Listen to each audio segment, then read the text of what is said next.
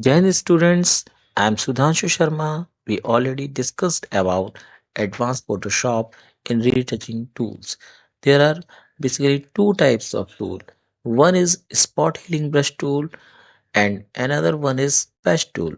As we know that in spot healing brush tool, it's surrounding pixels to remove imperfection, while patch tool allows you to edit or repair selected section of an image.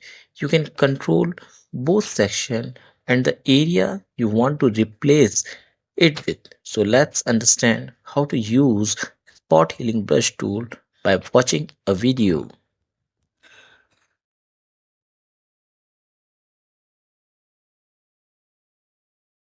The spot healing brush tool in Photoshop is used for quick and automatic removal of small imperfections or blemishes in images. It intelligently samples nearby pixels to seamlessly blend and replace the area being corrected, making it ideal for tasks like removing pimples, dust spots, or small objects from photos with minimal effort.